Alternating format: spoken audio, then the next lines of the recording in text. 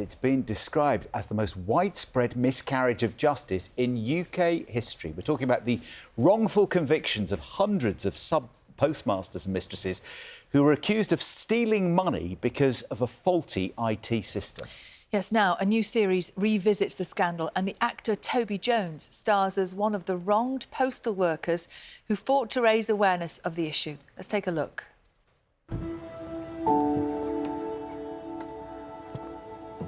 Joe? Alan, Guest on account of the cakes. I wasn't sure how many to bring.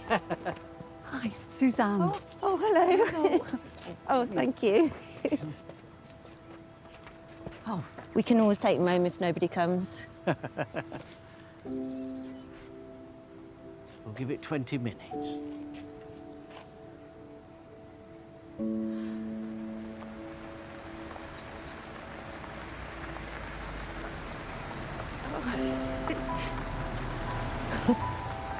Oh, wow. Oh. Wow. Alan, you did it. Look at everyone. Look at them all. Hi. We're all here for the meeting. Yes, we are. Well, you better come in then. That drama coming to our screens in the next couple of weeks. Toby Jones playing the part there of Alan Bates. It's a true story. Morning, Toby. Good morning. And what a story. I mean, it's extraordinary. Yes, a terrible story in many ways, but also uplifting in the end because of the ingenuity and resourcefulness of Alan Bates, who I'm very, privileged to play, because he's an unlikely but undoubted hero. Tell us about Alan. Well, to my shame, I didn't know much about this story. I knew that there had been an issue with the postmasters and their computer systems. But immediately hear postmaster and computer system, you don't go, I've got to find out more about that, But as the scripts came through, it was clear that this incredible injustice had been done, whereby the computers had said that the postmasters had been defrauding them of money, which is total computer glitch, and people were being convicted and people's lives had been completely ruined. And everyone was kept isolated from each other, and Alan, on a hunch, thought, it can't be just me that this is happening to, and he set up the Justice for Sub-Postmasters Alliance, which was this group of... And he basically got a place for all the postmasters to go to and to share their experiences of this injustice. And they were able to expose it for what it was. So basically, he led the fight back. Yeah. And yet, for some of them, it's still not resolved, is it? No, and one of the things I'm most proud about being associated with this extraordinary drama that Gwyneth Hughes has written, which is, obviously, it's 4 hours of telly, but it's trying to encompass a 20-year struggle. But it has behind it the sort of energy of a campaign, because there are still people out there who we would encourage to come forward and to the CCRC, the Criminal Cases Review Commission, and say that they have suffered injustice. So it has behind it this drama, as well as being entertaining and ultimately uplifting, because they do win out, and Alan, and indeed the brave people who came forward and shared their struggles. That's the real Alan. There he is. He doesn't look anything like me, does he? Did you work closely with him? Yeah, but the problem with working with Alan is, he's so focused on what he does. He's so unflappable. So, as an actor, you ring up and you say, "I'd love to meet Alan," and Alan goes, "Well, I don't know why you're getting involved with me. I don't have emotions, like that." And I was going, "What are you talking about, Alan? How am I going to play you?" And ultimately, what I did, I went and chatted to the MP who dealt with him, a guy called James Arbuthnot. Yeah.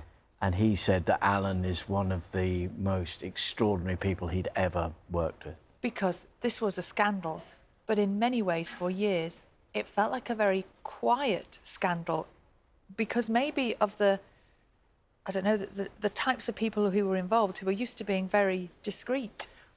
Yes, well, I don't think I'd ever really considered the personalities involved. Who are our post people, our postmasters? You know, they are people who are very responsible, discreet. They live in remote places. They're isolated. They're not a natural constituency to group together. And Alan's great achievement, I think, was to make a group out of these diverse, disparate individuals, and that's what has given them their strength.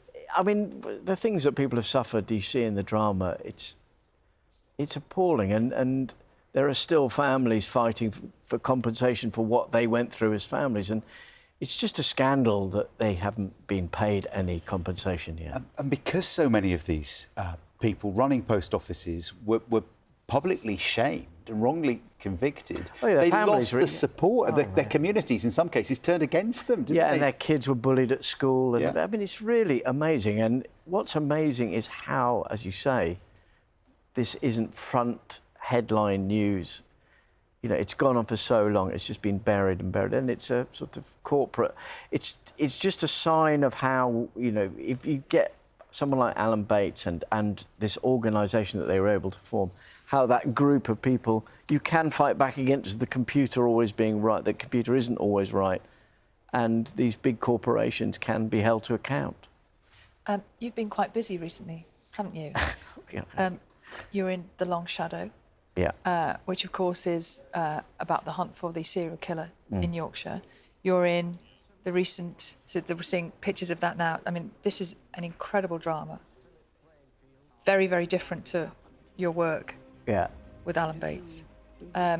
Also, you've been in the recent Indiana Jones sequel.